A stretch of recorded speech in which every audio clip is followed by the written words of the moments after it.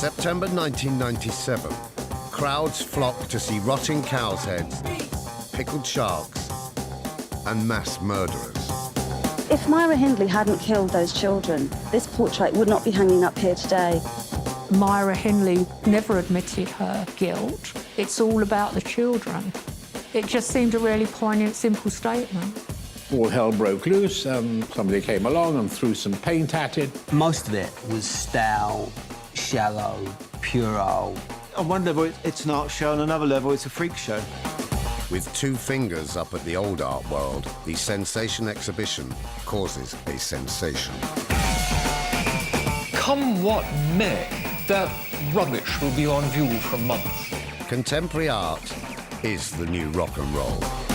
It was like punk rock coming along, and it just wiped the floor of everything that had ever happened. Back with another one of those block rockin' beats.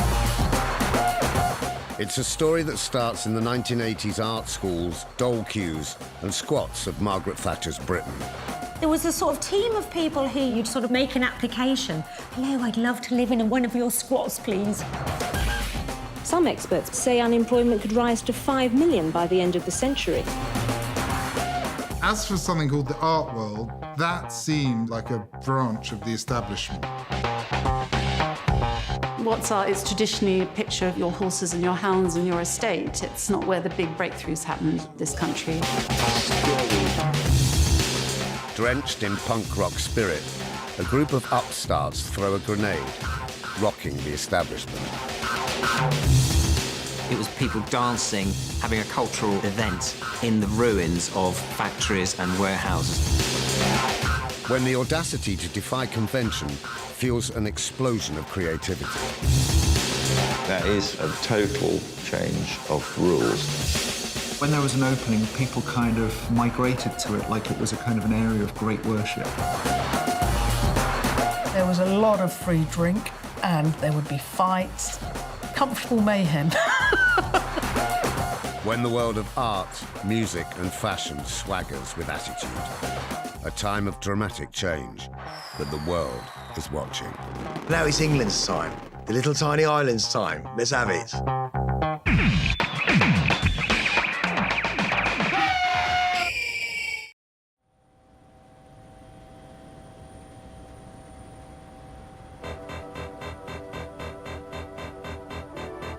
Mrs. Thatcher's iron reputation was put to the test on a tour of the London Docklands this morning. The Prime Minister is accustomed to being invited to move the heavens. She was less confident about moving the earth. Dockland community groups have protested against the area being developed for profit. Demonstrators were out at another development site on the Isle of Dogs. Here she was reminded about a rather more pressing dispute, the miners' strike. It was the first time, I think, since the war that people actually felt they were going to not have a job for life. Cities were built around particular trades and particular industries, and those were dying, and the cities were dying with them. Mrs. Thatcher was given a brick from the Victorian Granite Road. She said she'd find a use for it at number 10. It was Thatcher's Britain. Thatcher was doing her deeds, privatising everything, and it was, you know, the UK was in quite a mess, actually. To those waiting with bated breath for that favourite media catchphrase, the U-turn, I have only one thing to say. The ladies not for turning.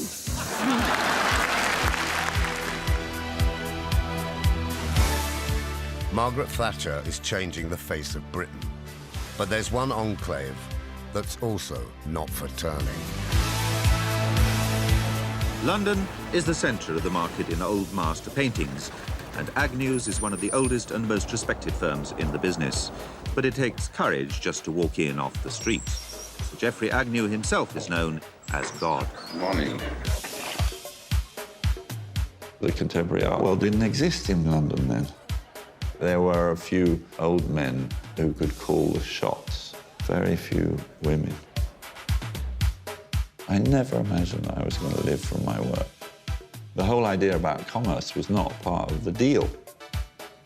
You were making art for fellow artists and for the small handful of people who were interested. It was a dinosaur world. New York and Cologne had a kind of an artistic base. I mean, New York had abstract expressionism and pop art, you know, very advanced and very sophisticated. The difference between somewhere like London and, you know, New York would be that somehow London was behind in terms of its kind of cultural sophistication. It was just the same old shit. We didn't have any regard to what was on the walls, or any interest, or even any ambition to be included, because it was dull. Relax, don't do it when you want to go to it. Relax, don't do it when you want to come. Unlike art, music continuously pushes boundaries. Echoing the anti-authoritarian spirit of punk, it's a rallying cry to young people. When you want to come. I never really looked at art for influence. I looked at music. Although I was too young to be a punk, I fell in love with the DIY spirit and the attitude and the do-it-yourself and don't listen to what anyone else says. Johnny Rotten, what sort of music do you personally enjoy? Decent.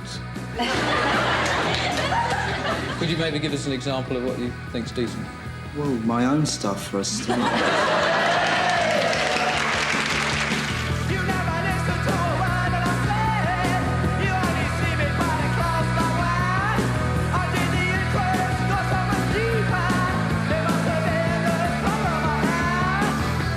The politics, the ideas of unity that were inherent in the middle of the punk movement just seemed to make sense. It had some intelligence about it, perhaps.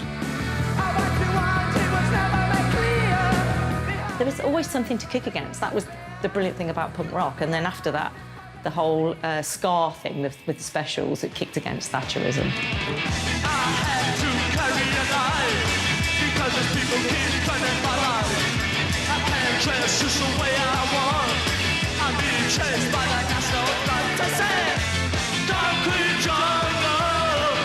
For me, white kids and black kids were so far apart from each other. And then ska moved in, black people and white people that wanted to get together, and that was a thing, and that's dangerous. There's an animalistic need to rebel. I think you've got to thank people that were breaking boundaries back then. Everybody had their own little niche. When you dressed as a punk or when you dressed as a new romantic, people have just been looking at you, tourists have been looking at you thinking, oh my God, what are they wearing? I think what people forget is subculture was very important to us. We all wanted to be part of something. You know, that helped creativity. I like that kind of surprise, bit surprise look, yeah? Sure. You could talk about music, or you could talk about fashion. You wouldn't talk publicly about contemporary art. It was a small concern. It just wasn't something that students thought about. This was the landscape. And there was almost a kind of freedom in that, in some strange way, that everybody knew about it. So it was kind of an open book. Ain't no big thing to wait for the bell to ring. Into this landscape, a group of students arrive at Goldsmiths College in London. Timing's everything, and they land in the right place at the right time. Punk was kind of over by that time, but all sorts of things were going on, but I'd hardly ever go out. I never drank. I used to draw people. I remember the teacher saying, oh, Michael, you're really good at drawing, and no one said I was ever good at anything, so it was like my kind of way into the art world. They call me Stacks, because I used to like stacking things. Came up with the idea of stacking toilet rolls, but not the actual rolls. I'd like peel off each individual leaf of toilet tissue and stack it up into a kind of tier until it fell over.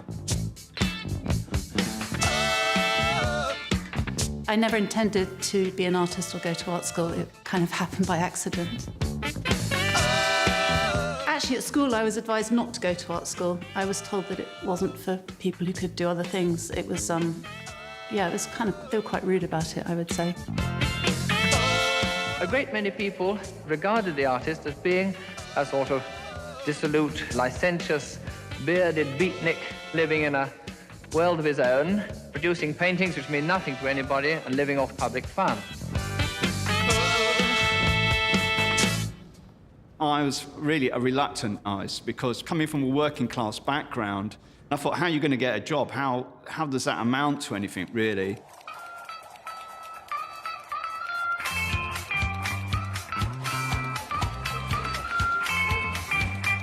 People definitely would leave art college and they'd have to sort of go through the wilderness for quite a few years. I mean, this was how it was. And, you know, as Malcolm McLaren quite famously said, you know, at art college, they were sort of training you for failure.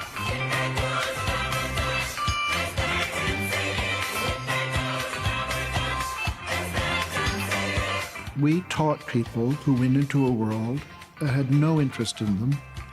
You weren't told what to do. You just arrived and you could do more or less what you thought was the best way for you to use your capacity as an artist. I didn't know how to self-motivate properly. I wanted someone to tell me what to do. I wanted them to tell me, that's wrong, that's right, go and do that. And Goldsmiths wasn't like that.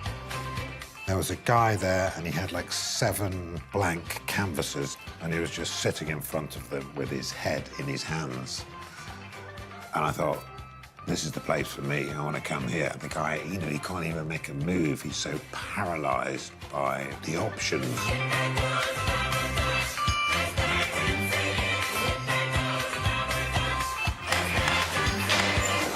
I thought, I will give myself the license to be terrible. I go, he's terrible, so we don't have to worry about him. So I had a 2-tone suit. I'd stapled it to the canvas and then just threw paint about and wrote a word. I can't remember, it was just like bombastic rubbish. You're much more aggressive with the way you're using paint. There would be these group seminars where everybody would come in and there'd be an artwork in the room, and then everyone would give their opinion of it. The use of paint is very blockish. Even if it was something like a pair of boxer shorts that had been sunk in resin that were standing up on the floor. The rendering of certain images allows that greater formalistic space to occur throughout the whole painting. I would hardly say anything at all. But I made them, and it worked, because after a while, people became confident.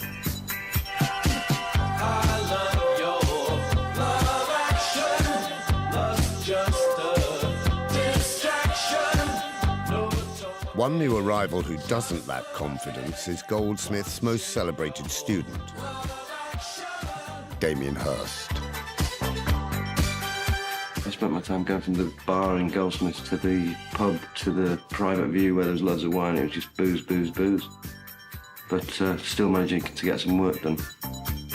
Well, Damien's like a cheeky chappy. He would be there 1 minute, gone the next. He would just like paint some pots and pans in bright primary colours and then disappear for weeks. I remember Damien Hirst invented something which he called Riverside Arts Trust, so that he could get on the mailing list for things and have stuff sent to him. Because, of course, you know, who's going to bother mailing out stuff out to scruffy art students? He's very tenacious, and if somebody says no, he can like make them laugh and make them say yes. Damien had this innate value in himself, and if you have that, then other people, more powerful people, also will give you value. In the beginning, they just said, look, you know, you're art students of this college, and no one will notice that you're there if you don't say anything. They just said, look, the only interesting artists are the artists who say, to hell with you all, this is what I believe. That was like a big turning point for me. I just thought, actually, I'm at the helm here.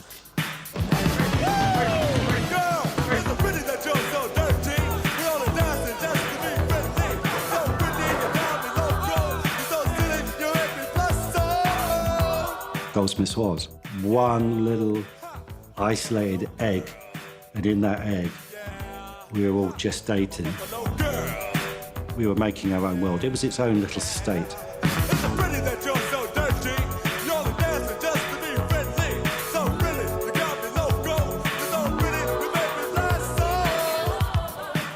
Members of the state of Goldsmiths aren't yet ready to start a rebellion. Others are. Buffalo boy go around the outside, round the outside, round the outside. And now the world of dance, where a new talent is being much talked about, even a new star. His name is Michael Clark.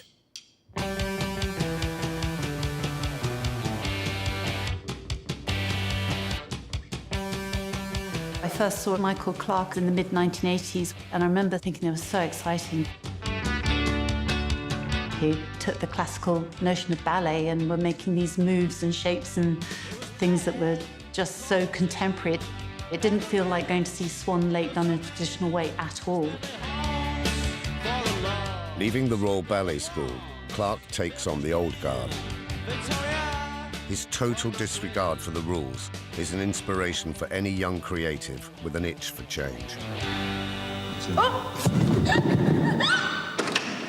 OK, I want it down.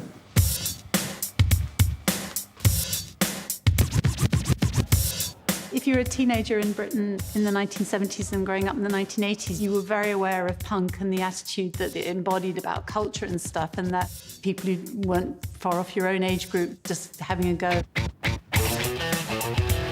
I think the punk ethos that Michael Clark applied to ballet, it was particularly fresh.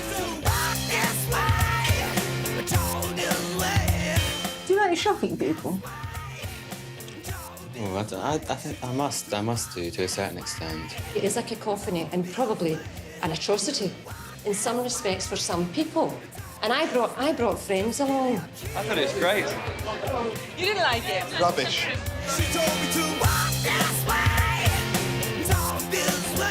Michael Clark isn't the only one pushing established boundaries. Performance artist and high priest of alternative fashion, Lee Bowery, is a torchbearer for a flourishing underground movement, doing things their own way. This rather beautiful outfit I'm wearing is a silk fabric with a floral print in reds, purples and blues. That's a scattering of rather indiscreet little sequins here and there, and I've lined it in beautiful watermelon satin. These are clothes you've never really been seen before. I mean, you might find an accessory in a junk shop and then make a whole outfit around it. And then so extreme. Then he got light bulbs attached to his head and put the batteries inside his mouth. I think he just wanted to shock people and make people see that you could be this. You didn't all have to be the same. Lee Bowery opens Taboo, an underground party that becomes a mecca for wannabe fashion designers, musicians, and artists. They all want change and are happy to do it for themselves. I was working in the job centre and I was also working the door of Taboo, which was in a funny old bar in Leicester Square. You know, with red banquettes and disco lights and a little DJ box and a cheap bar with horrible cocktails made with ready-mixed stuff. Anyone who was anyone would go there.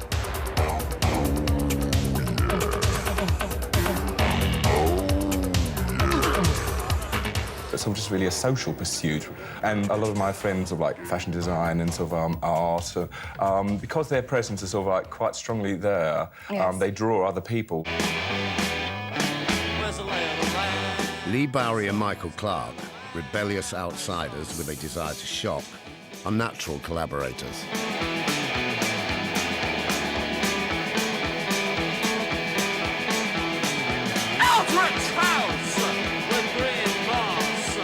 Michael Clark danced to music by the Fall. Well, it's the most undanceable sort of noise that you can think of. But Michael found great beauty in that. Yes, well, there are those that say that Michael Clark is the new Notorious, but I don't remember Notorious ever had those sort of trouser problems. That idea of freedom and engaging with new audiences. They weren't audiences that went to Sadler's Wells or the Royal Opera House. Art students were a major part of it because you always have all these students milling around not knowing what to do, and they sort of make a quite grateful audience. If those are your cultural forebears, like any tradition in art, then that feeds into what you yourself produce when it's your turn.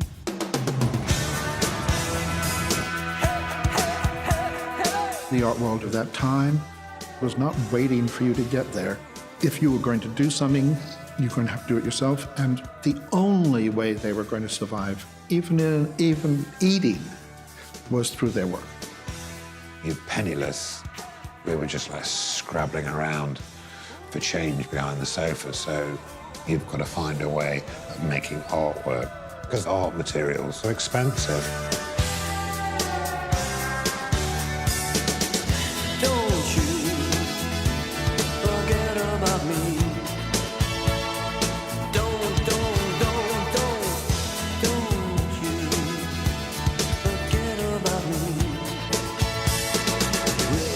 Most of us didn't have any money. We're all living the same kind of existence, really. And I think that's what pulled us together. I was partly living at home in Essex, so there's a lot of DIY centres around there, so I used to spend quite a lot of time just buying things.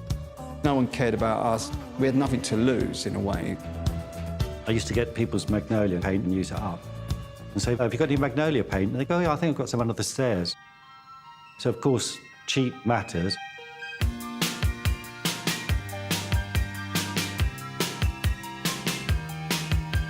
I had tons of books and catalogues everywhere, and so I had Argos pages pinned up, so all different ironing board shapes or anything for the inspiration. It was very much about, well, I'm not just going to be a traditional painter. I was just looking at who was famous and then making things that were tempting to be similar. I was doing sort of Cézanne-esque landscapes, terrible, obviously, and sort of like Lucian Freud portraits, terrible, obviously, until right at the last moment, I did a different painting that made complete sense within the culture at the time, and it was transformation for me. The government is cutting money from London's hospitals. All over the capital, wards are being closed, treatment rationed, and sick patients turned away. There was a newspaper advert, and it was a photograph of a really run-down NHS hospital. And it basically said, if you don't want to end up dying here in this shithole, pay your money and you can go to the shiny place. It was an advert for Bupa. It's reassuring to know, should you need treatment, you'll have the peace of mind of knowing you can stay in a private room with all the comforts of home. I was sort of horrified, and in the advert, there was the picture of the door of the ward. And I made a painting of that hospital door, painted it in gloss paint. So that thrilled me. And then I made a bunch of those. This is the day your life will surely change. I just started working with things that were to hand. And then from there, I started working with, like, photographs from, like, magazines or books and just taking pictures from different worlds and then recontextualize them by putting into the art world. When you say Matt Collishaw, I just remember him chopping up bits of pornographic magazines. And I do ought to warn you that you may find some of the scenes a little bit disturbing.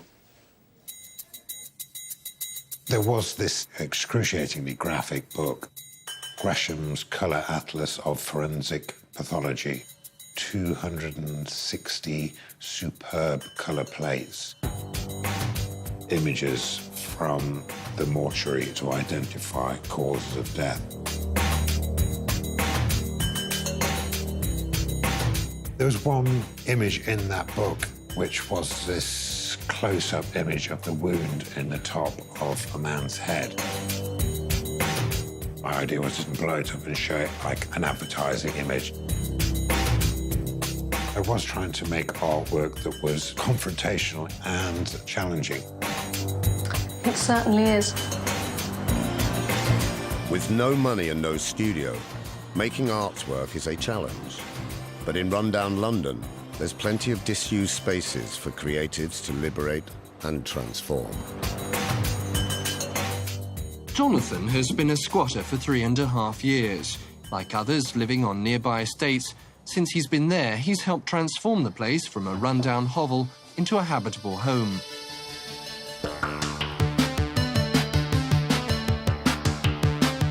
There's a whole network of squats. Lots of people at art school lived in squats. There were people who were gay who had squats because obviously they couldn't actually live anywhere without probably being attacked if they lived on an estate. A whole road of squats around Dalston. I remember going to a dinner party there. Not so much a dinner party, more of a lentil party, as it was. I didn't have any money, so we would eat lentils for the evening. Operating, generating, new life. There was a place called the Advisory Service for Squatters. Like, say, oh, well, there's a building down that road, and then you go to the council offices and you check who owns it, because you're better off squatting in a council place rather than a private place. And then you broke in. Operating, generating, it was our divine right, really, and that it was logical. That's empty. Somebody should just go and live in that.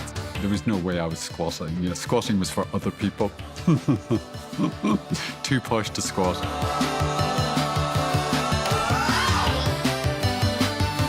Parts of London was like a ghost town. They were just endless buildings.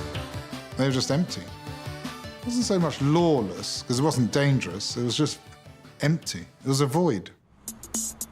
There's this thing called DIY culture where you create to fill the void.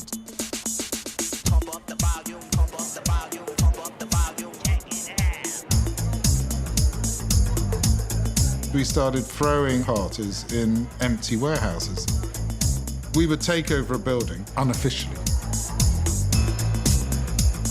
We would go to a cash and carry and buy cheap lager and sell it for £1 a can. Then we would charge people to come in and sell them lager, and it would be open till it closed around 6 a.m. And we did that as a way of funding our art making.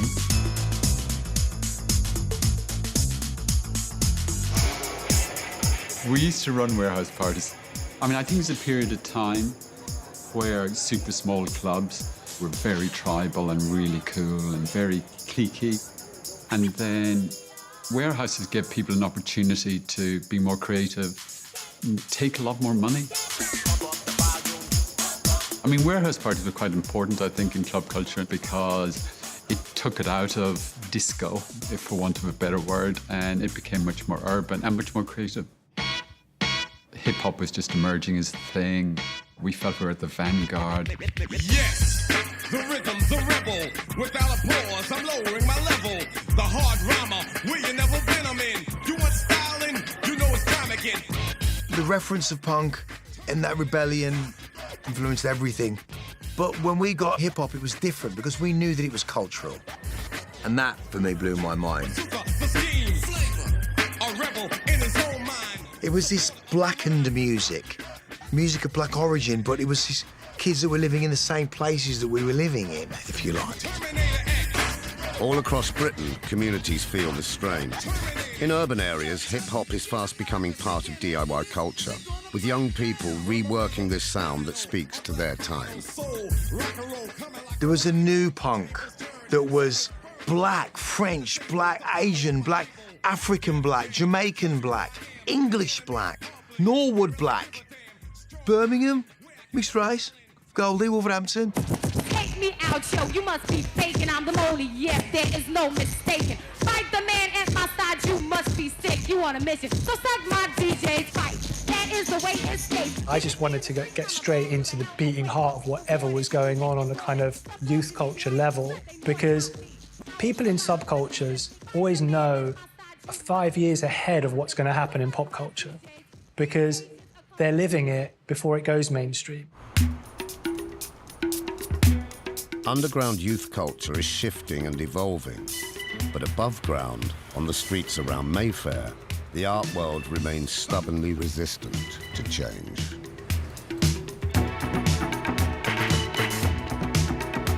The art world at that point in London was very small, about 3 or 4 galleries that may or may not give you an exhibition.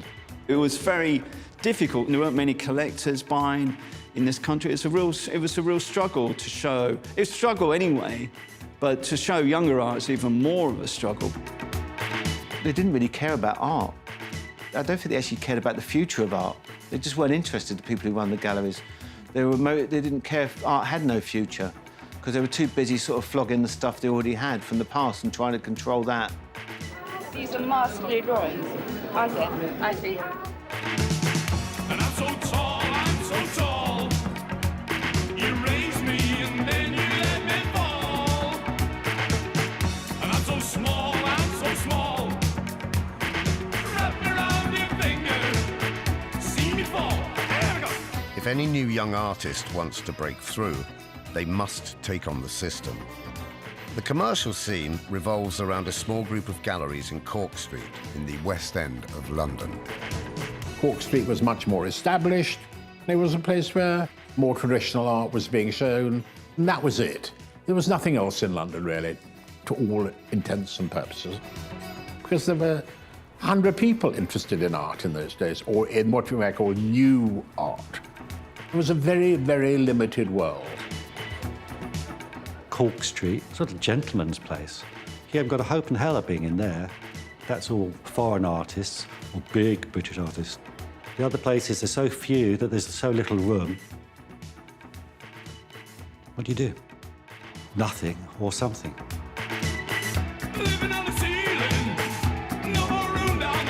With the door to the art world firmly shut, one group of young artists take direct action.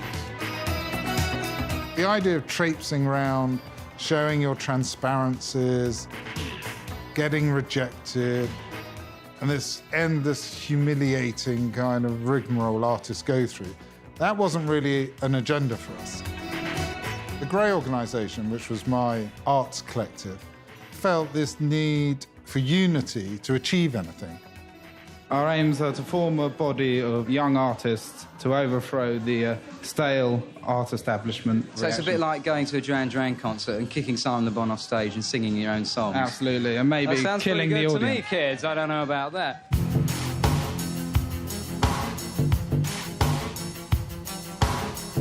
We're very much into like being proactive or attacking. We had a transit van and we had mixed up loads of grey paint. And the van would slowly move down the middle of Cork Street with the doors open, and we would replenish our cans and throw them methodically over every gallery. We hit every window in, I'd say, 45 seconds. Could be wrong, I could be right. And then we all piled into the van and drove off.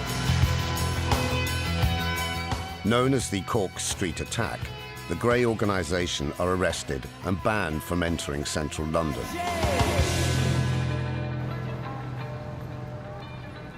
But the real assault on London's art establishment is about to come from an unlikely outsider.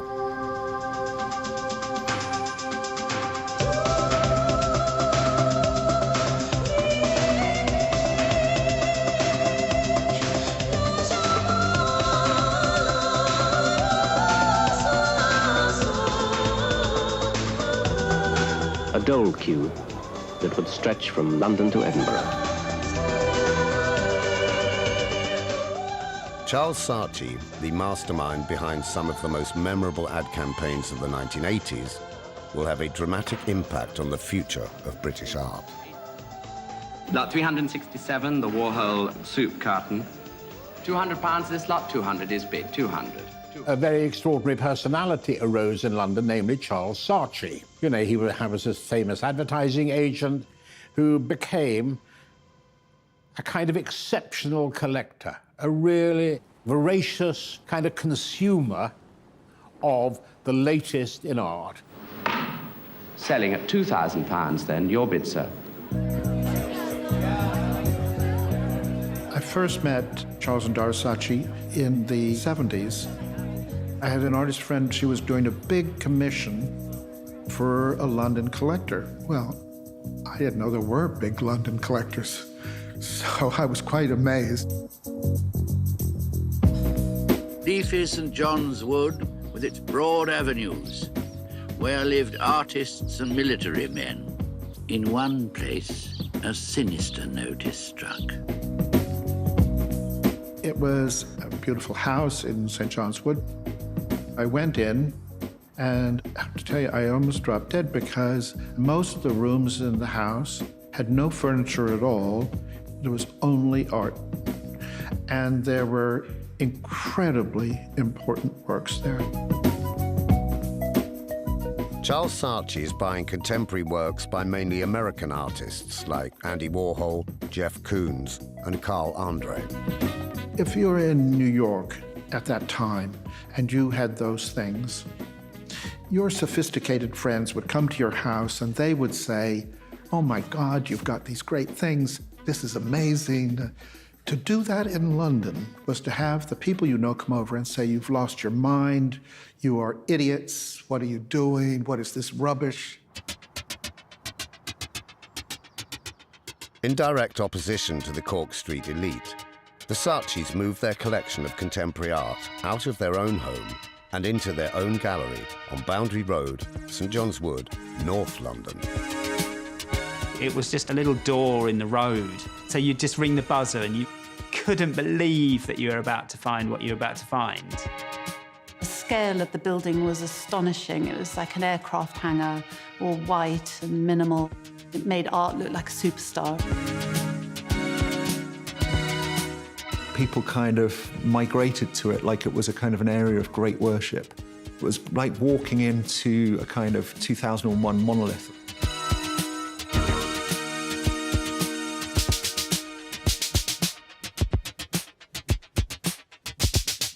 That gallery was hugely important. It was like a spaceship had landed in London. For students, it was the education, really, seeing that and the ambition of it and the money involved in it. It was just transformational.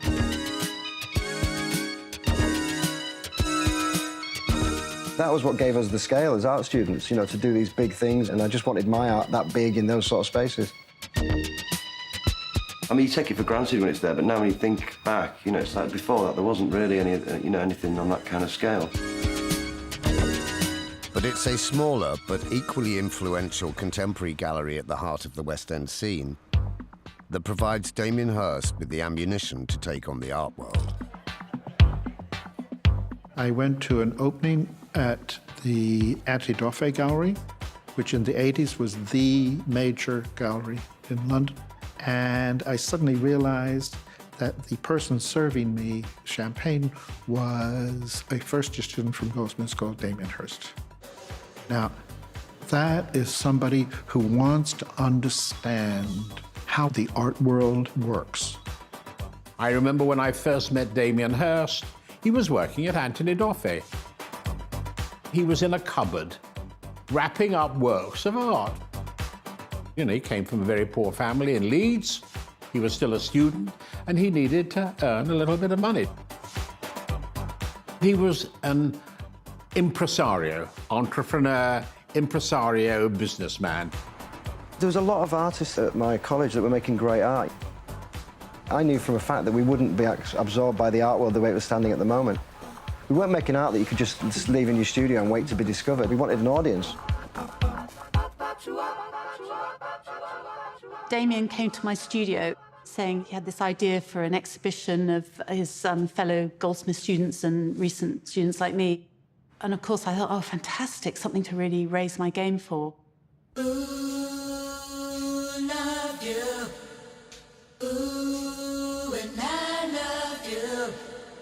I remember Damien saying, it's going to be really big, this. This is something that's going to be really, really amazingly big. I just thought cocky. I've seen it a lot at art college, and they're just full of themselves. First thing I knew about the exhibition was, why the fuck aren't I in it? And he's asked so-and-so, so-and-so, oh, you in Damien's show? You in Damien's show? I'm like, no, I'm not fucking in Damien's show. Towards the end, he asked whether I'd like to be in it. So I was chuffed to bits. He said he wanted me to be part of it. No one really thought he could pull it off. And then I became the driver because I had a car, and I would drive him to meetings.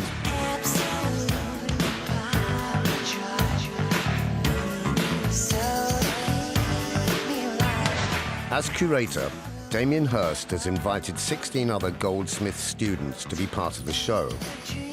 But now the hunt is on to find a big enough space to mount it for free. We're very lucky at that point in time because London was full of empty buildings. We finally found this place in the Docklands. It was really horrible. It was like a bomb site. I mean, it didn't look anything like a gallery space. Gary Hume and Matt Collinshaw were taking the radiators off the walls. Someone was painting the walls white. Gives it tenant. Cabaret time. We did it on a shoestring. I do remember various squabbles and tensions and things, and Damien, I think, was just exhausted by that point, just sitting on the floor and just starting to bang his head with a hammer until we all shut up. The word that I was making was the bullet hole, and I was like totally exhausted because I hadn't slept. And I thought, okay, but it's done. And as I was walking out, I was like, oh no, it looks shit. It was organized like it was a major exhibition. There was the catalog with the catalog essay, with the reproductions in it. It did not feel in any way like a student exhibition. We made the place into almost like our own version of Boundary Road, actually. That's where the inspiration came from. But we did it in this God-forsaken part of East London. This combination of youthful bravado, fortunate timing, and hard work results in Freeze. You know, you put on your better clothes and then you stand around nervously. You know, basically almost nobody there, obviously. Of course, everybody drinks. And I was serving behind the bar, so I can't really remember very much about the whole event, to be honest. I remember the beginning, and then someone found me in one of the old warehouses a bit later on, slightly dishevelled. I think the actual numbers coming to see Freeze were quite small. And I remember telling Craig Martin that just a few people a day come, and he'd say, well, that's actually really good and well done, basically. And he's kind of right, because very interesting people came to see the show. I was the busy exhibitions director, so-called secretary of the Royal Academy. Damien said he would take me down to see Freeze. So I said, come and pick me up at 8 o'clock in the morning, because I wasn't quite sure how to get there, and, you know, I didn't have a great deal of time.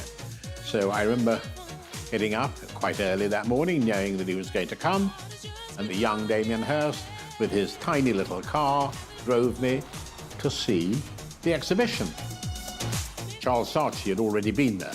He too had his ear close to the ground. You know, people whisper about things. Something interesting is going on.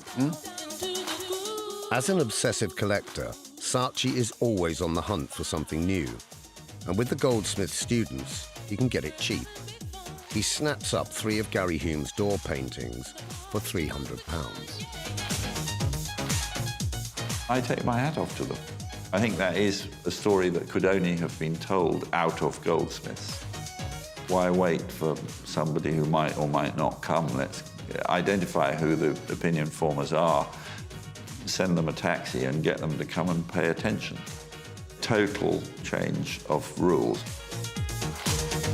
Goldsmiths were going, you could just like have a show, say you're brilliant, which is what it appeared to be that they were doing, and something will happen.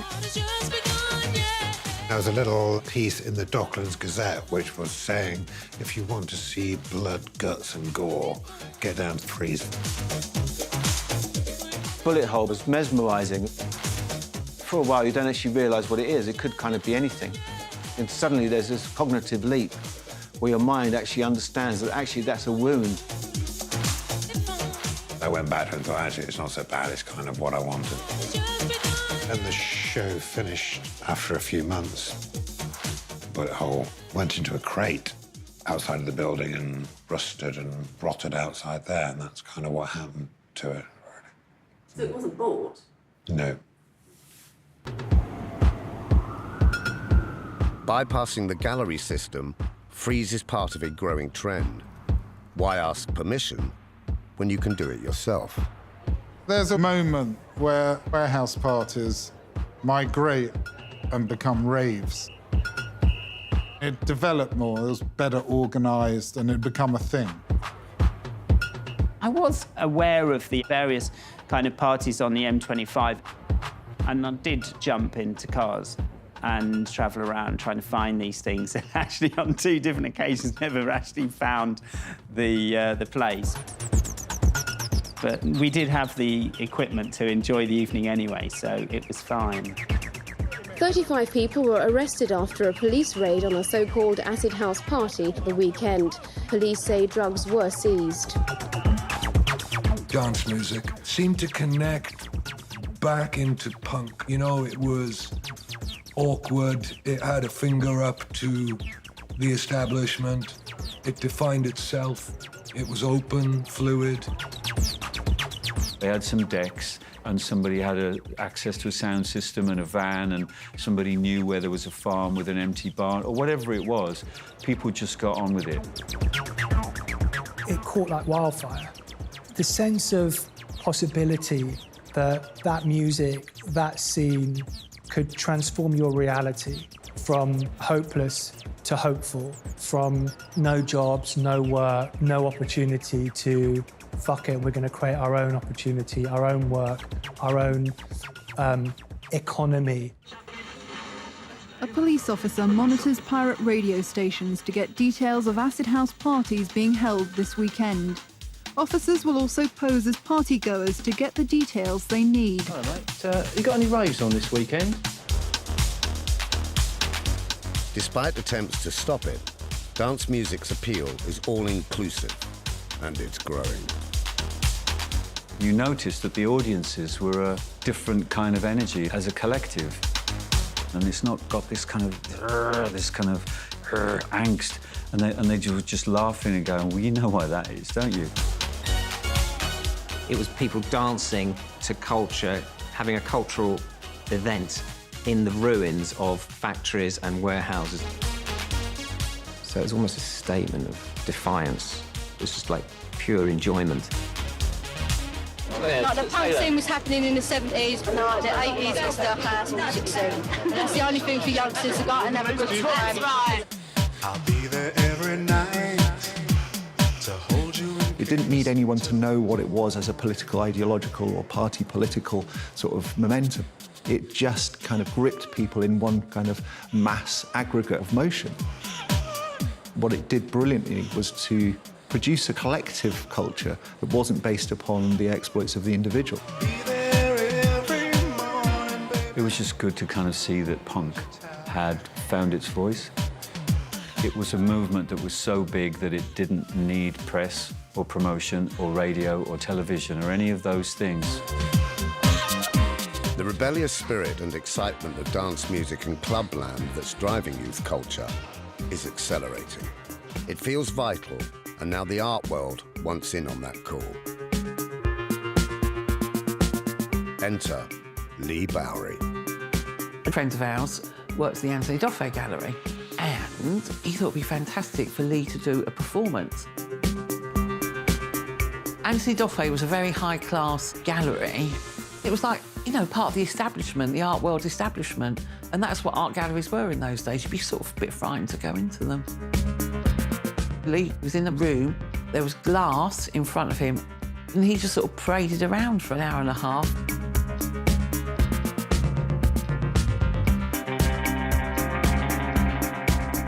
He couldn't see out, but people could see in.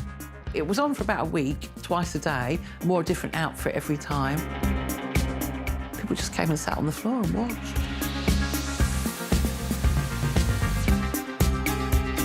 I thought he's an incredible artist. He showed himself.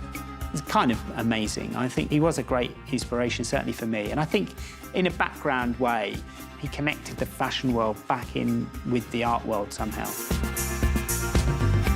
Quite a lot of highfalutin people came, you know, don't really know who they were, not being up on the highfalutin people of the art world, but, you know, then all the Club London people came and everything, so it was nice for them to get into galleries, and that's, I think, when nightclubs and clubs and art galleries started mixing.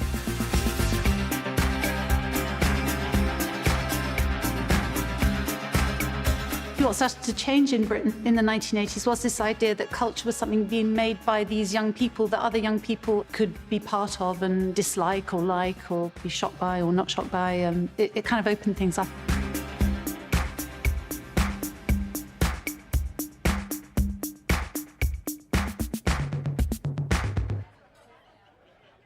With this newly found interest in youth culture, attitudes are starting to shift. But this growing wave of creativity needs financing. Help comes from a most unlikely source: Margaret Thatcher's scheme to tackle mass unemployment. The Enterprise Allowance, ladies and gentlemen, is a particularly enlightened scheme. encouraging the unemployed to set up in business by awarding a grant to be paid during the extremely difficult first year of trading. There was the enterprise allowance scheme, which was something that I did, which was a way of basically manipulating the jobs figures and getting people off the dole. The Enterprise Allowance Scheme gives me £40 a week for a year, and I can go to all these small business advisory centres. Are the same sort of order, then you know you're on the right lines. You get £40 a week, when I think the dole was £17, you know, it was good. And so you could tootle away doing what you wanted to do, getting your 40 quid a week.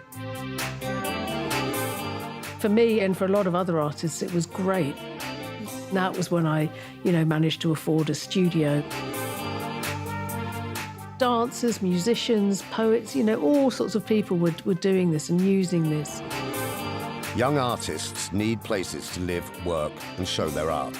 Neglected for decades, the wastelands of the East End make for good, cheap space. It's miles apart from the established galleries in the West End. I remember saying to Damien Hirst, is there anything else worth seeing? He says, yes, there is. And at that time, there was a public gallery space, which still goes on today, called Chisenhale Gallery, which tended to show, what I call the latest thing. He says, there is a very interesting artist at Chisenhale. It's 100% cotton. It's all our price today. Come on. It was a long way down. It's easier psychologically, easier for me to go to Paris or to Berlin or to New York to see what was going on than it was for me to go into the deepest East End. In a funny way, less of an effort.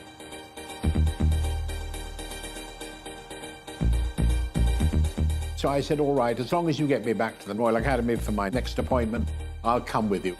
So he took me to see Rachel Whiteread's Ghost. I'd never heard of Rachel Whiteread, and she actually wasn't a Goldsmiths artist. She was an artist from the Slade.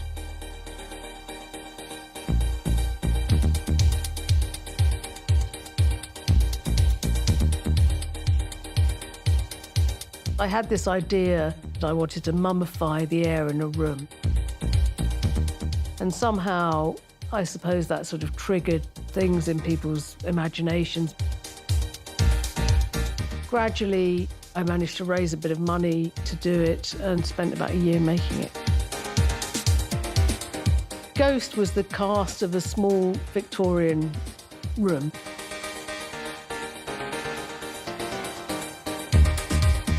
Ghost lodges in the mind. The minute you've seen it, you can't forget it. These young artists came out of a spirit of London at that time, and I do think place is very important in art. Where things are done, the context in which things are done, is very, very significant. There was definitely a sense that there was an energy and that there were new, interesting people around the corner and that some Pandora's box had been opened.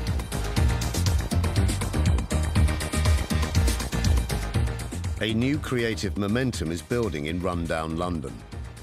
A derelict biscuit factory now provides Damien Hirst with another opportunity to set up a new exhibition space. But despite successfully curating frieze, Hirst's own art is yet to make an impact. I think a lot of people lost interest in my work because they thought I was too big for my boots or something like that, curating. I think I took it a bit too personally and kind of lost faith in the art world a little bit and felt like I had to make a piece of artwork that was about something. Damien came up with this idea of building this large glass case divided into two, with a box with hatching eggs with flies on one side and a severed cow's head on the other side with an electrocutor hung from the ceiling, with holes in the glass that separated the two sides. I thought the idea was incredible, but extremely ambitious. Damien was, as always, very good at persuading people that this was going to be a great work. And I lent him a bit of cash, and a couple of other people lent him some cash, and he went about building it. I remember putting the dead cow's head into the glass case, and you'd have to change it every now and again because it used to really stink the place out, so I think we were changing it.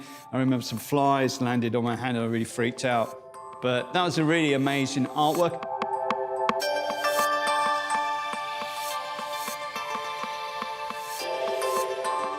When I saw the early work that Damien was doing, I have to say it interested me very little.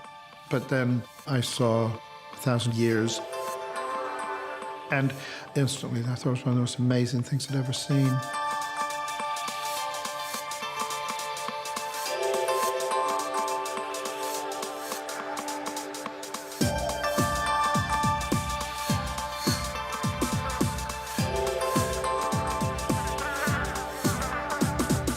The flies were really laying eggs. The eggs were hatching on the cow's head and turning into maggots, and the maggots hatching as flies. And being electrocuted by those electric fly traps.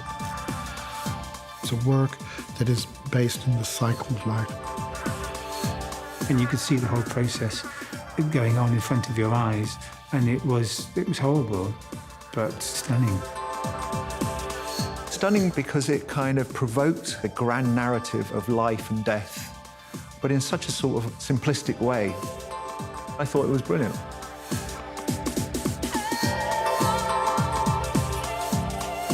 I think that immediately gave him a platform to go on to make even more ambitious work.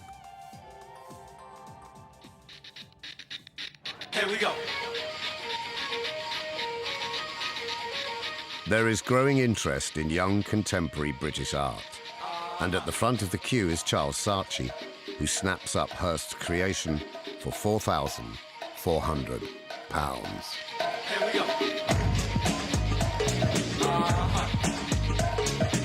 The art of the late 80s that people were making was quite exciting to go and see. It meant that the whole environment was seen as very lively and interesting. You're in a different show-stopping, attention-grabbing arena. It was like an ecosystem where everyone had their part and their place, and any kind of contribution, no matter how quiet or loud, was all part of what was going on. There was an energy building, definitely. Here we go.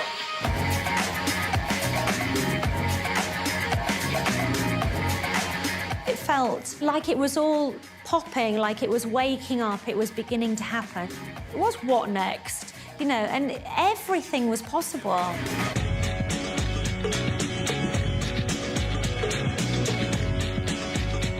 Coming face to face with a shark at the Saatchi Gallery, it was just like someone punching you in the stomach. Fuck. I was frightened. This is art. A new dawn has broken, has it not? Did it feel good? Yes. Did it feel amazing? Oh, hell yeah. Did it feel like the best thing ever? Get in there. Damien Hirst puts a piece of rotting meat in a gallery. Why wouldn't the Daily Mail be shocked and outraged? The winner of the Turner Prize is Rachel Whiteread. I also won a prize for being the worst artist by the KLF. This is Rachel's award. Can we hear it for Rachel? You know, whatever.